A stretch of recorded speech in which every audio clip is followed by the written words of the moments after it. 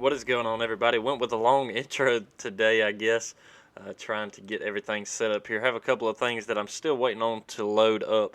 That way I can get them out to you guys. Hope everybody is doing good today. Glad to be with you. Glad to have you guys here listening or watching if you're watching on YouTube. Remember, you guys, if you are watching on YouTube, make sure you hit that subscribe button.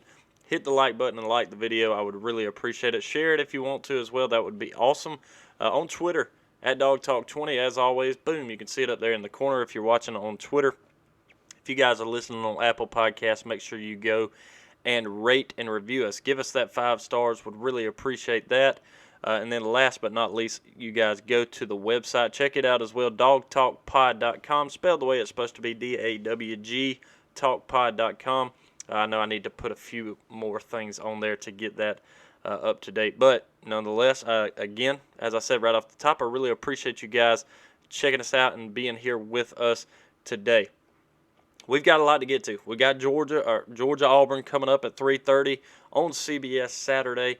Really looking forward to that. Excited for it. Should be a pretty good game. They also thought the Arkansas game would be a pretty good game, but we're going to hold off on that. We're not going to look at it necessarily in that same way. We're not going to eat the rat poison that's out there that could be. So we'll try to hold off on that as much as we can. News is basically just going around some of the injury front that has come up here recently, and some of that Kirby Smart, has talked a little bit about. And then we're going to get into the game, just previewing that game, getting things geared up for the Auburn game, run around some of the games around the country, SEC and just other big games just around the country in general. We got picks, we got Twitter content, we got predictions. We got a lot to get to. I'm getting this last little bit pulled up here on my screen. What I will do for you guys, again, watching on YouTube, you guys, if you're listening on podcasts, Apple Podcasts, iHeartRadio, Spotify, wherever you listen, plenty of places to listen. Please go over and check the YouTube. It's not huge or anything, but I do some video content, so if you guys are into that, you can go and check it out. I would really appreciate it. Again, just subscribe to the channel there. Try to grow it and continue just growing it. I guess is the best way to put it there. Again, I will put the top 25 on the screen real quick for you guys. Scrolling across the bottom, that way you can see it. I will also get our updated schedule that I did finally get figured out and put the correct information in there. Boom, there you go. YouTube, you got it up and rocking and rolling there. One thing that I wanted to clear up from the last show that I said that I was going to clear up, I wanted to make sure I did that. I kept saying that it was Devontae Wyatt who was the guy who blocked like 3 guys that came in off the defensive side of the ball and blocked 3 guys. But I was wrong. It was actually Jalen Carter, and I told you guys I would either come on YouTube or I would come on the podcast next episode, which is now, or on Twitter, which I put it up on Twitter that I was wrong. But I also wanted to emphasize that I was also incorrect on here and make sure that I fix that. So, all right, good deal. Got that stuff taken care of. Again, that was Jalen Carter coming in on the defensive side of the ball, blocking 3 guys. Wanted to make sure I gave credit to the correct guy there because, it was just awesome. Awesome to see, awesome to have. This game, 3:30, CBS. Looking forward to it.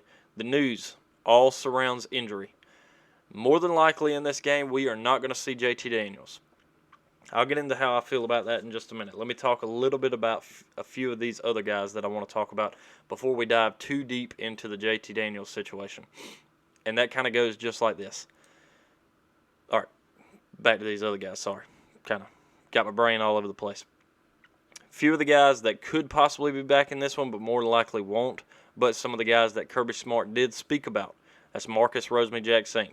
He's possible. He's the closest of these injuries we're going to talk about to being back and possibly playing this weekend against Auburn. Marcus Rosemy-Jacksaint, like we talked about, he's got that opposite ankle of the injured ankle from the week before or the year before against Florida. Man, shot out of a cannon here. I'll start to get everything correct. Arian Smith with that shin contusion.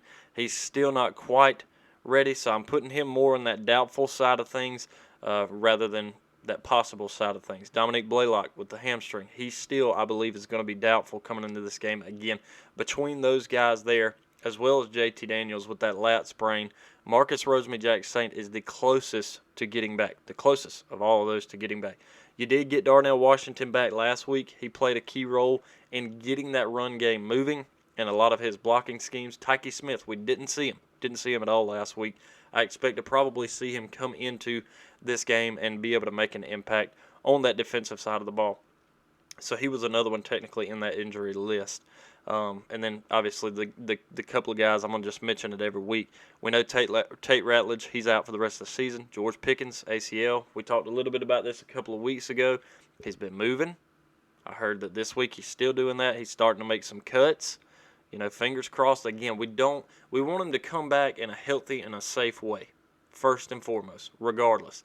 Do we need him? Yes, it would be great to have him, for sure, because we are thin on this. You look at all these guys we've got out. The guys that I just mentioned a second ago, 3 of those guys are wide receivers, one of which in Darnell Washington, who we just got back as a tight end, also a receiver. So having all of those guys out and being successful as we have been so far, it's pretty unreal. Could you imagine none of these guys being injured, as well as Tate Ratledge, as well as Tyke Smith, having all these guys and a healthy JT Daniels right now? There's no telling what everybody would be looking at Georgia thinking. But considering we have been as successful as we have with all of these injuries and we have been able to make things happen, we should be really proud. We should be really excited for what the future holds when Georgia does get healthy. And Georgia will get healthy. And when that happens, all I can say is watch out. I know I'm looking forward to it. I know you guys are looking forward to it too. And we're getting there slowly but surely. Again, going back to George Pickens, we all hope for the speedy recovery, but at the end of the day, safest, most effective way that he can come back healthy is what we want. We don't want a guy rushing back, not 100% healthy, come back in and hurt himself more, or again, in the same way. We want him to be as healthy as he can when he does come back. Right now, the way that he's on track, I know he's been pushing for that Florida game. It's possible. I don't want to put too much out there because you just don't want to get your hopes up. You start thinking, oh, we're getting George Pickens back by the Florida game. I don't want to say that because that's not a guarantee. It's not guaranteed that that's going to happen. So let's just keep our fingers crossed and, again, just continue prayers up to all of these guys because a lot of injuries going around. Now let's talk a little bit more in depth about JT Daniels. We talked about this last week in that Stetson having a start for us was because JT had that oblique strain. And in having that strain, it's more of a pain tolerance, and the more painful that it is, obviously the worse that it can get. Well, in trying to rehab that, you strained your lat, which I believe is on the other side if I remember correctly. And that's similar. It's a painful when you go to throw the ball. That's when it's the most painful. So obviously being a quarterback makes it extremely difficult because you got to throw the ball all the time. The latest that I've seen is the best thing to do in this situation is rest. And it's hard to rest when you're a starting quarterback. But this is what it's going to take. He does. Kirby was talking about this today in his press conference. He is able to go in certain drills where he can do little soft tosses here and there. He did not participate in anything Monday.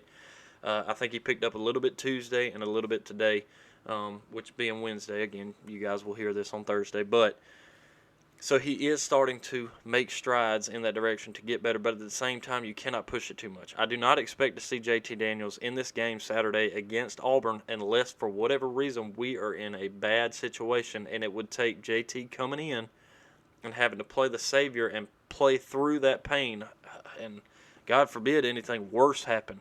Would that happen? I don't know. I don't know if Kirby would have the guts to be able to take a guy who is hurt and put him in and allow him to play injured just for looking at the future of the season. We got a lot more games to go. I do not expect JT to be sat back at the house either. You can't travel but so many to the away games. I don't expect JT to miss that trip again, solely because, in my belief, now this is my belief, this is not any kind of information that's out there, but you take JT Daniels just in case you need him, because right now it is a lot about pain tolerance. A lot of it's obviously what's going on with your body too, and you're supposed to listen to that. You've got to listen to that to continue to get healthy. But in my opinion, JT Daniels should not play in this Auburn game, and more than likely won't. I will be surprised if we see him play against Kentucky. Might see him a little bit, but if it's me, right now, I'm saying, all right, we've got 4 weeks right now. You got 2 to 3 weeks that you need to rest, and you've already technically rested a week and a half. So maybe he starts to pick the ball up for that Kentucky game next week, luckily being at home. And again, the only reason I think we see him in this Auburn game is if we get in a situation where we have to have him. We have to have the ball move through the air if for whatever reason we're not doing that. Because if you go back to the Arkansas game last week, Arkansas's defense played that way. They played, okay, they haven't been able to run the ball, let's make them throw on us. And we ran the ball all over them. And then didn't have to pass the ball, barely passed the ball in the entire game. Auburn's defense has a extremely, extremely strong rush defense right behind Georgia's. So we're not going to be able to be one-dimensional and run the ball the entire time. Now, Stetson has proved that if you load the box on us, he can get that ball out wide. You do have Jermaine Burton there. You do have A.D. Mitchell. Darnell Washington will be in there. We're going to get to that here in just a little bit as far as what I'm kind of feeling on him once we start to break down the game. So you do have some weapons that he can throw to. But again, we just cannot become one-dimensional. And I've talked about this in the weeks past, but this week I feel like more than any is a week that we really have to be careful of that. And again, that just goes back to Auburn's defense is very good, and Stetson needs to be careful about not trying to throw it in pockets that forcing balls. You can't do it. You cannot force balls in situations. That's when we get intercepted. It's happened a couple times already this year. Should have happened last week against Arkansas. We got very lucky that they dropped the ball in that pass, and you all know what I'm talking about if you watch the game. So just has to be smart, mindful, and pay attention and read. Just read his reads. That's all there is to it. I have plenty of confidence that he can do it, but it's still one of those you're just kind of always on the fence about it because it's not your normal starter. But again, I expect to see Stetson come in this. I believe in him. Think he can be successful. We all have our questions about it. And really, oddly enough, the weeks past, my questions have been, okay, number one, can that offensive line block? Number two, with that offensive line blocking, can our running backs get the game going? Number three being, what does our secondary on defense look? In that order, pretty much. And after last week, the way that we were able to dominate Arkansas on both sides of the ball, the offensive line did their job. They blocked. We ran the ball very effectively with our running backs. The secondary, we didn't really get tested, but maybe a couple of times, and the secondary did a very good job. The secondary also did a good job when they were dropped back in pass to be able to stop some very big plays. There was one chunk play that Arkansas had against us. That was it. One chunk play. Outside of the run that K.J. Jefferson had, that was also brought back a little bit less. But that's not a pass. That's all on the run game. So those were my three questions. I feel a lot better about all three of those. And a lot of that is because Bo Nix has been so inconsistent. But let's jump into the game and we'll talk a little bit about that. All right, getting right into it here. This is what I want, my kind of key points of the game that I marked down here. Georgia's run game is going to go up against a very strong rush defense. Offensive line has to play just like we did last week. We have to be able to block well and run the ball when we need to. And in times, run the ball to open up the pass game. Because we're going against a defense who is very, very strong against the run and have been. Now, a lot of people are going to say, okay, hey, so was Arkansas, but you saw what we did to them. And that very well may happen again. It's a very, very strong possibility. And do I hope it? Absolutely. But we also have to be prepared for that possibility that we're not able to run the ball as effectively as we were last week. Then we have to be able to rely on the starter who more than likely, again, is going to be Stetson. Do I think that he is capable of it? I talked about this a minute ago. Absolutely. We do have to be able to pass the ball. Even in situations where we're able to run the ball pretty effectively, if you're running the ball for 5 yards a carry, you're doing good. Especially because on the other side of the ball, we have so much faith, trust, and hope in our defense that we can probably come into a game like this and run the ball down their throat as much as possible, even if we're only rushing for 200 yards in the game and put up 3 touchdowns. You can win the game 21-0 with as good as that defense is. 21-3, 21-6. You can still win the game just like that. It's a lot more hard-nosed. It's not as pretty as a lot of people want it to be, especially because of how everybody's looking at Georgia's play in comparison to other teams in the country. At this point right now, there are two teams in the country who are above and beyond the rest of the country, and that is Alabama and that is Georgia, ranked number 1, ranked number 2. We do not have to be ranked first right now. We do not. I'm not going to make the comparison to Alabama, and I don't want to because I'm tired of having to compare to Alabama. Right now, that's the only thing there is to compare to because of how successful they have been over the last decade. So it's unfortunate, but I'm hoping, and I tweeted this earlier, I'm really hoping and looking forward to the possibility that that narrative is changing. And I hope that it starts with 2021 Georgia because right now we're on a very good track for that to be possible. That's all I'm going to say. That's all I'm going to say. Getting back to the game here. Is Darnell Washington going to be a big threat in this game? I hope he is. I really do. And I think that he will be in multiple facets. Number one, just like he was last week, his blocking ability for the run game, also for the pass game, is second to none when it comes to tight ends in the SEC alone. He is such a big and dominant guy on the outside having there to block for you. Again, whether it's running, I still attribute a lot of his work to the reason that we were able to run the ball as effectively as we were last week. And I think that that can continue this week. But I also think this. I think that Darnell's going to start to get a couple of passes come this game too. I think there's going to be situations where we may gear up, play action, and he blocks for a minute, and he's able to get out and get into a little bit of space. And he is a big enough dude that he will run a safety over. And I'm excited and glad to look for that. I think he's going to be a big deal. I think we see a little bit more 12 personnel. I think we saw a little bit of that against Arkansas. And that, I think, can mix up some things for Auburn. Because even if they're bringing pressure, Stetson is – that is one good thing about Stetson, and we've seen it in the past couple of weeks when he's had to come in. When he's pressured in the pocket, there are times where he does sit in there and throw it. It's a lot less than usual and a lot less than you would like for most starting quarterbacks. But he is able to be mobile and use those legs to scramble out of the pocket. Occasionally he's able to run forward and get those yardage, and occasionally he's able to run out and make a play happen. He has done it. We've seen it in the past, and him and Brock Bowers, I think if they can connect on stuff like that, even with Darnell Washington in this situation, if they can connect in situations where Auburn is rushing those guys and putting the blitz packages in, if he can get loose and make something happen, we're going to be okay because Bo Nix is going to do the same thing on the other side of the ball.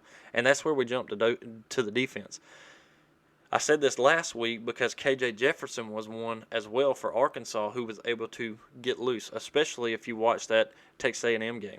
Now, he gets a little beat up in that game, and to me, his ability to scramble pretty much went to the wayside against Georgia. Two reasons. One, he did have I will say this, he had one play. Again, that was a chunk play on the ground where he was able to just run right through us for a lot of yards.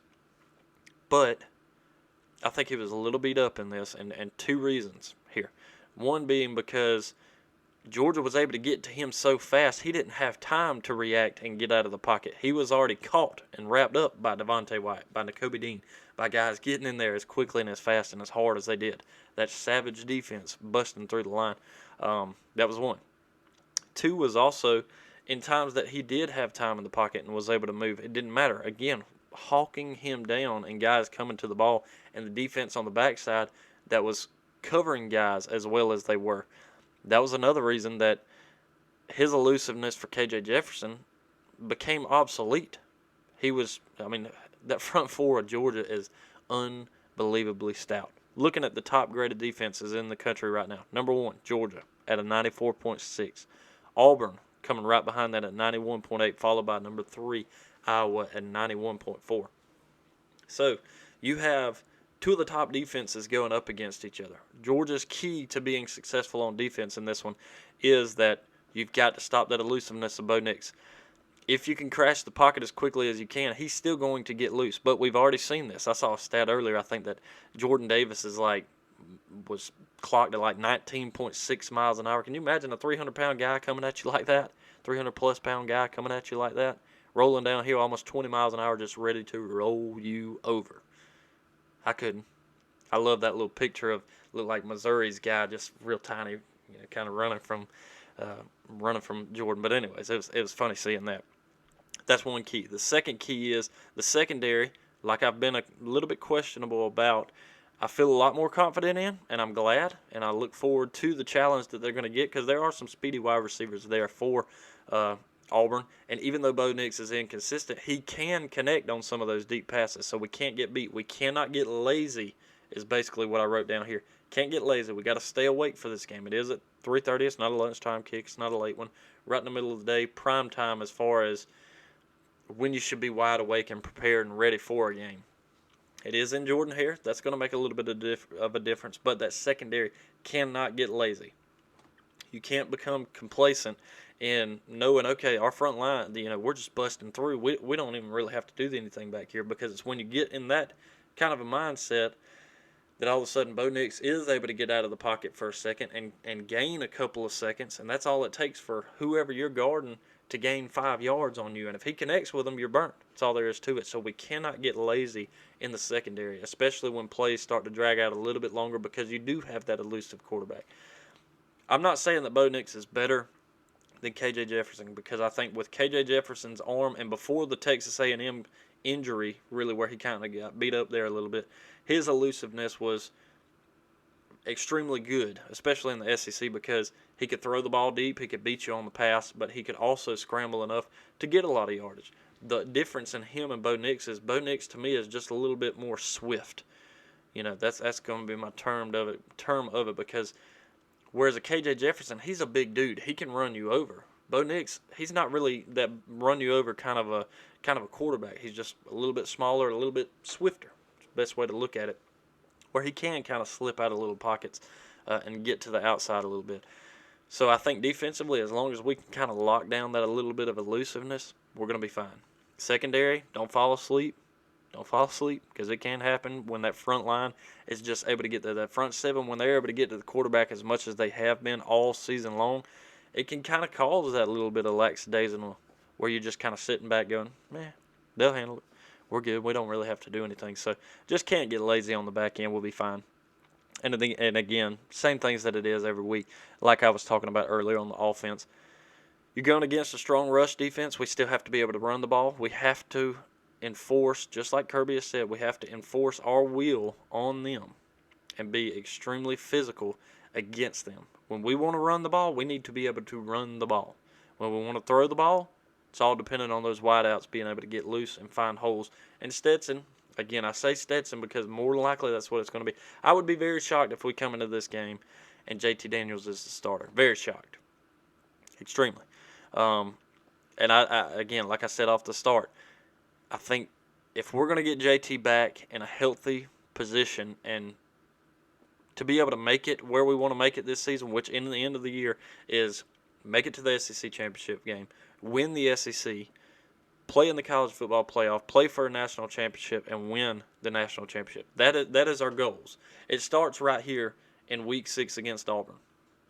That's where it starts. It's already started in Week 1. We moved past that. Week 2, we've moved past it all the way through Week 5 now. We're now in Week 6. We have to look at Auburn now. As a team, you have to. I get to look forward and say, okay, this is what our goals are. And it's the same for them.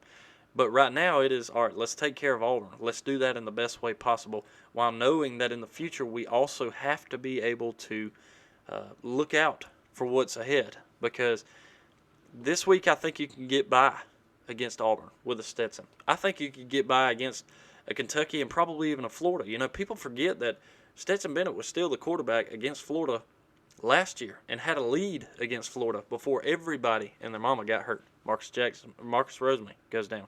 Stetson goes down. All of a sudden injuries plague us even deeper, and we find ourselves in a hole. Stetson can do it, and I think he will. But I know so much of us, and myself included, have become very reliant on the fact that we know that JT Daniels is QB1. And when he's healthy, there's a reason that Kirby Smart puts JT Daniels in, and it's because he is QB1. And he is more effective. He's not as mobile as Stetson. I'll give that's where credit is. But he is very smart with his reads. He is very smart in play calling. He is very smart in knowing what is going on in the field. And that is one good thing that Kirby even praised JT about. In these injuries where he's only able to go out and do little toss drills, he's still so effective at his other skills and the skill sets that he has as far as being in being in the film room and watching film and studying the playbook and going over everything he has to and checking reads and doing all this. He's so good at that and being able to beat people with passes in tight gaps and also beating people deep, having that arm, that it outweighs that little bit of elusiveness. In times, would you want that? Yes. But at the end of the day, if you want a quarterback who's going to get in there and give you the best opportunity to win, right now it's Stetson Bennett because JT's hurt. But when JT is healthy, it's JT Daniels. And it's his job to lose. And he's not going to lose this job unless he continues to be unhealthy. And it's not really lose this job at this point. We've seen that. It's just Stetson's coming in, filling in the spot, and he's done a very good job. And I expect him to continue to do that job, especially here at 3:30 on CBS against Auburn. Excited about it. Looking forward to it. I think it's going to be a good game. We're going to talk a little bit more about it as we kind of roll through some of these other games around the country because I do want to get to some of these. There are some big ones. That's pretty much going to wrap up, again, the preview of Auburn. But I'll still talk in and out about them through some of this other stuff. Let's look at some of the games around the country. Because, like I said, sorry, I got a little bit of reflux going on here. Because, like I was saying earlier, there are some big ones. Nothing really Friday outside of maybe that Stanford-Arizona game or Arizona State, because you can't sleep on Stanford. Stanford's looked really good. They also just took the number 3 team in the country in Oregon down last week. But then on Saturday, you get to kick it off there at 12 o'clock. In the Cotton Bowl with the they call it the Red River Rivalry with Oklahoma and Texas. I think that's right. I could be completely wrong about that, but who cares? Anyway, number 6, Oklahoma, taking on number 21, Texas. Oklahoma is a 3.5-point favorite. That one should be a pretty good one. Maryland and Ohio State.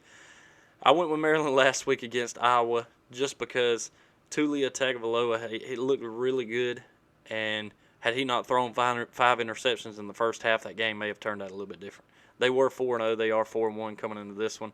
Number 7, Ohio State. Both of them are 4-1. Ohio State a 21-point favorite. More than likely, Ohio State will roll, but I'm telling you, don't sleep on Maryland. I mean, this guy's got like the most passing yards in the country and had it before this week, where he didn't do much last week. Then at 12 o'clock, you do get Arkansas, number 13. Arkansas traveling to number 17, Ole Miss. Ole Miss is a 6-point favorite. Man, that's a good-looking game. And that's one I've kind of thought and gone back and forth on because Arkansas is really good. Their defense is very good. Ole Miss, their offense is extremely good, even though their defense isn't that good. But we saw what Georgia was able to hold Arkansas to offensively last week. And we saw what Georgia's offense was able to do to Arkansas's defense. But you also saw the same deal with Ole Miss, what Alabama was able to do. You got 2 teams that are both coming off of losses that are going to be extremely, extremely, just in my terms of the way that I would put it, pissed off. And not happy to lose to the top 2 teams in the country. Now they get to face off against each other and take that anger out on each other. So that should be a really good game. That's at 12 o'clock on ESPN. We'll keep an eye on that one because, again, it's just going to be a good one. I'll get to the picks coming up here in just a little bit. Vandy traveling to Florida, shouldn't be much. Georgia, Auburn. You got Wake Forest and Syracuse. That one may be a good one at 3:30 on ESPN too. Then probably, if I was guessing game day, I hadn't even looked to see where game day is this week. But at 4 o'clock on Fox, you got number 4 Penn State traveling to Iowa City at Kinnick Stadium to take on number 3 Iowa. So you get 2 top 5 teams right there, and 3 and 4. It's like a college football playoff game, except for 4 would play 1. You know what I mean. But 4 and 3 playing off, both 5-0, both 2-0 in the Big Ten. One team will remain in the top 4 after this, and one team will fall. We will learn who is truly the number 3 team in the country. Penn State wins this one, they move to 3. Iowa wins this one, they stay at 3. I don't think Iowa, even if Iowa came into this and beat Penn State 54-0, I don't think Iowa jumps up above a Georgia or an Alabama. They're a good team, and they may put up a lot of points against Penn State. But let's also look at what Auburn was able to stick around with Penn State. Now, take that for what you will. Iowa, 1.5-point favorite. I don't know. I wouldn't put a finger on this game as far as a bet line or anything like that goes. Over/under on this was 41. Expect that one to be low scoring. Again, I don't know. I don't know much about either of them. And there's still so many questions about a lot of teams in the country this year. Who's good? Who's not? Do we have, outside of Alabama and Georgia, who's 3-4? Who is truly 3-4? Because you're going to get a test right here in 3-4. And if this is a game that comes down to the wire that's like 16-13 at the end, low scoring affair, you look, okay, well, maybe these two teams are 3-4, interchangeable. Maybe we don't really move or hurt one. But then you have to start looking at the grand scheme of things. Okay, what has happened so far? And you can't base everything off of what has happened, because look at Clemson. Clemson came out in a dogfight with Georgia that ends 10-3, and then they're not even in the top 25 anymore. Their offense has it's been non-existent, with the exception to the week 2 game that they played and scored like 42 points. They hadn't scored, I don't think, 42 points in the last 4 weeks after that. I could be wrong. I don't have that stat right in front of me to look at, but that's just something to think about as well. So all of that to wrap up to say number 4 Penn State traveling to number 3 Iowa. Then you got Michigan and Nebraska. Nothing to sleep on there. Nebraska's always been they've been a good team this year and have upset a couple of teams. Michigan only a 3.5-point favorite in this one. Why is my thing not wanting to scroll like it's supposed to? Anyway, number 14 Notre Dame traveling to Blacksburg to take on Virginia Tech. That at 7:30 on ACC Network. Notre Dame only a 1-point favorite headed there. You saw North Carolina fell to them at Virginia Tech, so something to keep an eye on there. Big one in the SEC here as well. 7:30 on SEC Network. You got LSU traveling to undefeated 16th ranked Kentucky Wildcats. That one in Lexington, Kentucky, a 3.5-point favorite. Alabama, Texas A&M. We talked a little bit about this last week. Thought that this was going to be a game that would be much more exciting, could possibly determine the SEC West preseason. It's not looking like that anymore. Texas A&M really has fallen to the wayside. Went from, I think, ranked like 6th or 7th starting the season, unranked now at 3-2, 0-2 in the SEC. And Alabama, a 17.5-point favorite coming into this one. All right, those are the big games that I was looking at around the weekend. Yeah, I want to make sure I didn't have any other. One other stat that I wanted to read off that I saw earlier on Twitter. Should have gave credit to the guy who I saw it from, but can't remember who it was now. But this was the stat. Arkansas's offense ranked 55th nationally. Right now, they rank 55th nationally. But if you take the Georgia game away from a week ago, that offense was ranked 17th in the country. That is just ahead of Auburn, which I believe is 19th maybe, 18, 19, 20, somewhere around there. But it ranks just ahead of Auburn. So Arkansas's offense was not bad coming into this one. And Georgia's defense is just that good, that elite. That is one thing, we questioned a few things starting the season. How is this defense going to be? Is this defense truly good after the way that they played against Clemson? Is it not? Weren't real sure. Some things kind of spit and sputter. We kind of question a lot of things. But what we have learned since then is that we should stop questioning the defense. We really should. And we're going to get to the picks coming up here in just a minute.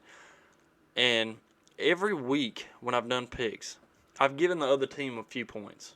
And a lot of that is because, like we talked about last week, Georgia having back-to-back shutout games, it's the first time in conference play that that's happened since 1980. I think I said first time that's happened since 1980. I think it's the first time since like 2012 maybe, 2002, something like that. One of those numbers is right, that Georgia has won back-to-back consecutive games. But it's the first time in conference play that Georgia has blanked an SEC team back-to-back weeks since 1980, that national championship season. But the reason that I give every team we play a few points in my prediction is because I look back at a couple of things. We did, last week, we could have given up 3 points in that game against Arkansas. We didn't. There was one play late in the fourth quarter, it may have been the third quarter, that Malik Hornsby comes in, has a long pass that 2 more steps and Arkansas beat us deep, and that could have been a touchdown there. It could have been 10 points for them. I look back to that South Carolina game where we gave up a touchdown in that one. So once you start to give up a few points, I do look at the team in Auburn, and the way that I look at this is I think Auburn is going to come into I think Georgia's going to do exactly to Auburn what we did against Arkansas. I think they were going to go into Jordan Hare, smack them in the mouth real quick, again, before they even realize we're there, and start to go, wait a minute. And I think we're going to get later into the game, have a good lead on them. I still think they get a field goal because the only reason Arkansas didn't is because kicker missed it wide right. He had all the leg in the world to it, but Carlson, Auburn's kicker, much better kicker. So I think they easily get a field goal. But I also think, and I could see maybe a couple. We'll see how the field position goes. But I also think later in the game, Bo Nix is able to scramble and just have a crazy fluke play like he's done in the past and somehow score on us. It's not a shot at our defense because I think our defense is going to contain him enough, but we saw what he did against LSU, which is not a good team, and I'm not trying to give a bunch of credit that way, but things happen when you scramble around like that. Unexpected things, really. So it's kind of a question here and there. All right, let's get into some of the Twitter content. I need to look back and see if I can find my number here, because I kept thinking about this the other day. What is that one? Yeah, okay, number 9. Sorry, I'm going to turn this music down a little bit because I do want to put some music in the background. There we go. All right, let's talk a little bit of Twitter. Some of the Twitter content, because I did ask for questions. I got a question that did hit and a couple of things that I put up. A few polls.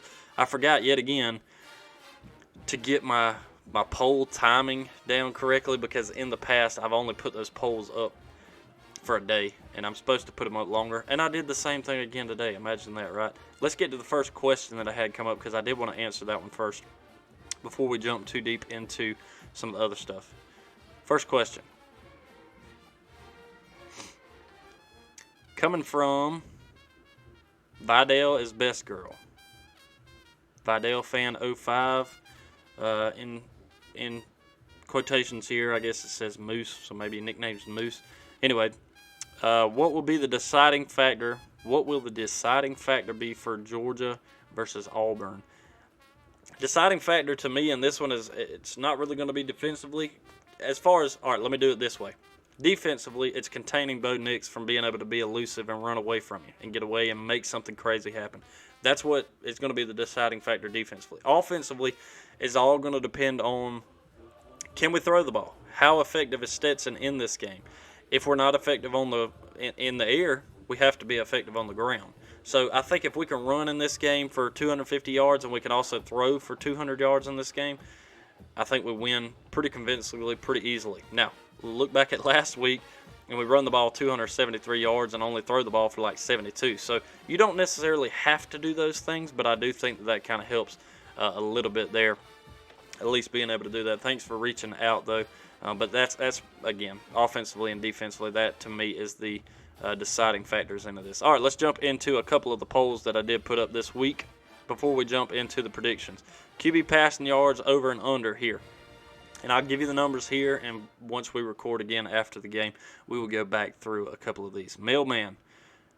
First two are going to be the mailman, whether it's over 200 or under 200, and then JT. If he was to play in this game, I wanted to keep it wide open. So if JT plays, all of these possibilities are in there.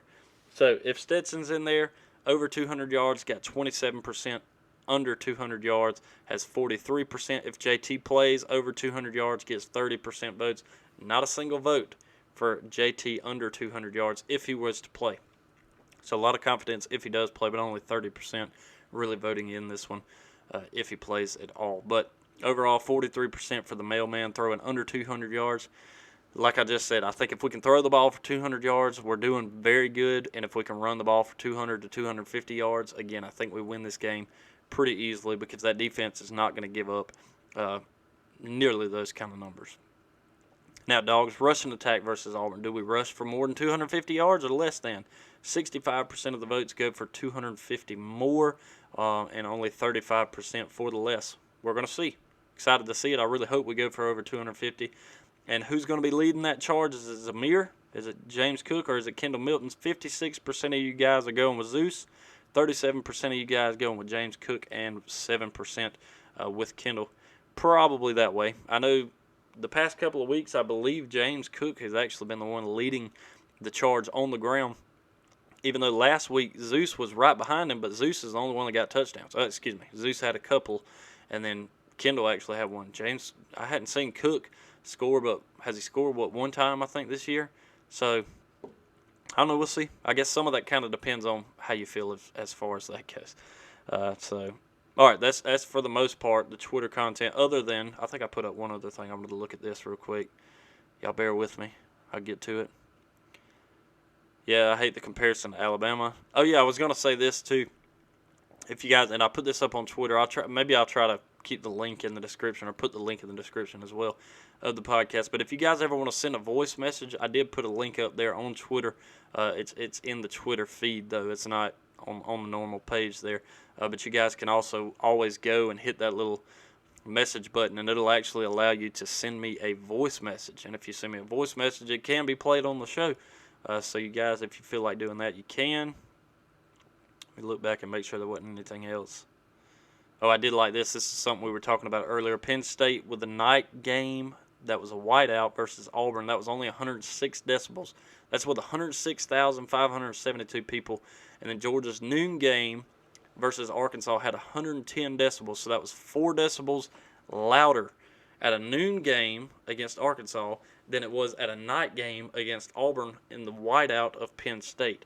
With Georgia's attendance only being 92,746. So you're looking at about, what is that? We're talking about call it 7,000 more people in the stands at Penn State. And Georgia was louder than that at noon versus a night game. I'll tell you, if that Arkansas-Georgia game had been at 7 o'clock on Saturday night, I'm pretty curious how loud that would have been, because at lunchtime to have been that loud was crazy. A night game that was that big, I don't know. It's a different kind of year.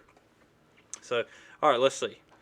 Now let's jump over to the picks. So my pick on the week, I should have put this up on here, the predictions, excuse me. I should have put this up on the screen, but you can check out Twitter again, at DawgTalk20, if you guys want to check out the little graphic that I put up there. But I got this one, Georgia, 45-10. Again, I think this comes down to, I think Carlson has such a good leg. He's going to get one field goal. I could see him maybe get a couple. But I still see Bo Nix scrambling late in the game and having just a fluke crazy play that he chunks up and somehow they score, making that one 45-10. But I don't think the offense sputters. I think even though Auburn's run defense is as good as it is, we've seen some of that. And a lot of people keep coming and they keep saying, y'all have not played a team like Auburn. I'd beg to differ. Arkansas, to me, their rush defense may not have been as good as yours, but their defense was still good. Their offense was more high-powered than Auburn's. We just talked about that. They were blanked 37-0. 37-0. So don't come at me with that. Georgia has played, and I'm starting to get a little bit tired of that too. Oh, they hadn't played anybody. Oh, yeah, well, now you see what Clemson is. Well, Clemson wasn't that at the beginning of the season. Everybody thought they were going to beat the snot out of everybody. And the next week, they looked like they were going to do that, and then they've fallen apart since. Again, I think Georgia broke Clemson, but that's just me. Georgia may have turned around and broke a couple of other teams in the process. Arkansas may not win another game. They may go play Ole Miss and get dimed. I don't know. We'll see. But I'm starting to get a little bit tired of that. Oh, they hadn't played anybody. Yes, UAB was probably the best offense we've played all season, which is kind of sad to say, outside of Arkansas that we just played this past week. But we still did very good defensively against them. Our defense is so elite, and teams are learning that. Unfortunately, they're having to wait until they play before they learn that. So it's kind of like, hey, let me give you a memo. I'm going to hit you with a V8 upside the head and let you realize you're about to get wrecked in this game if you don't wake up and realize what's about to hit you. I'm looking forward to this one. 3:30. I'm starting to get a little fired up about it. Some of the other picks, I did want to see what some of you guys were predicting. And I did say that I was going to, last week, didn't see anybody get the correct score. If you get the score correct again this week, I will give you a shout-out on this one. I'm not going to shout anybody out right now. I'm just going to put up some scores that some people are putting kind of to be close to it. 28-13 is one, 41-10, 34-0 with another shutout, 35-3. I mean, got some good scores in here. Again, if we get anybody that comes in with the correct score, I'll give you a shout out on Twitter as well as on the show here. So I'm looking forward to that. Yeah. Okay. All right. That's that. Let me get to the picks for this week because I did want to pull that up really quickly before we get out of here. Here we go. This is what I'm looking at. Georgia, minus 15.5 coming into this one again. If I'm going to put it up there as 45-10, I've got to take that number with Georgia. Last week I was a little bit skeptical about it because I wasn't sure just how it would work out, and it worked out pretty good for us. Then I got my lock of the week is going to be Kentucky minus 3.5 against LSU there at home in Lexington. This is prime opportunity for Kentucky to come in here and just completely crap the bed, but I just don't think they're going to do it. Again, coming off of a huge game and riding that high after taking Florida down last week for the first time in Lexington in a long time, I hope that they can continue to ride that tidal wave and take it to LSU, an LSU team who's not all that great. Max Johnson, he's showed signs of life there at LSU, but Kentucky has been a very good team this year, and I hope they continue that because I also want them to be undefeated when Georgia plays them next week. I talked about this last week, and I believe that Georgia for the 4 weeks straight, technically 5 with the bye week, is going to be playing a ranked team. I said this preseason that I think Kentucky's actually going to be pretty good and could be fighting for Florida in that second spot in the SEC East. Lo and behold, they take Florida down and more than likely will finish in second in the SEC East. Let me not eat my words too soon because we do have to play them next week, so I don't want to get too far ahead of myself. But lock of the week, give me Kentucky minus 3.5. Ole Miss, Arkansas, I don't know. This was one I kind of debated. Wasn't too sure about, wasn't 100% how I felt about it. If this was truly going to turn out the way that I was hoping, thinking, wishing it would, I don't know. But I feel like Ole Miss's offense with Matt Corral may come alive in this one, and I feel like they may take it to Arkansas. Even though Arkansas is at the house, I think Arkansas's defense could be pretty good. They did good as far as dropping back to try to take the pass away from Auburn. But if they start to run the ball there at Ole Miss with Ely, they may run all over them too and take that blueprint that Georgia gave them for the Arkansas game and just run the score up. I don't see this being a huge blowout, but I do think Ole Miss covers that -6, so give me that. Then you got Alabama and Texas A&M. Again, A&M just kind of has really fallen apart this year. I expected a lot from them, but Haynes King going down really changed that for a lot of us, and I think we've known that and seen that. And again, they're not going to get him back in time for this game. And even if they did, I just don't think he would be the key to taking down Alabama in this one. So give me Alabama -17.5. It's a lot of points, but again, without Haynes King, I don't see A&M scoring very much in this game at all. Defensively, they have looked good. They didn't look all that good last week against Mississippi State, so I think Alabama's probably going to roll pretty big in this one. So that is my picks of the week. Let me say it that way, be a little better. I think I may have been going off screen this whole time if you're watching on YouTube. Anyways, all right. I think that's going to wrap us up here, guys. Fairly certain. Go back and make sure I went through everything. Yeah. Hey, I'm looking forward to it. Georgia, Auburn, 3:30, CBS. Make sure you guys tune in to that one. Really excited about it. Got a pretty good feeling about the Dogs coming into this game. In the past, like go back to that national championship season, I talked a lot of smack before this game. I'll be honest with you. Talked a lot of smack. Got a couple of buddies that are Auburn fans. Talked some smack to them. That was the year that Gus Malzahn hit us with, we beat dog crap out of them, didn't we? And after that, I was like, all right, first of all, I'm not going to talk crap anymore. So you really don't see me doing that much, whether it's on Twitter or to anybody.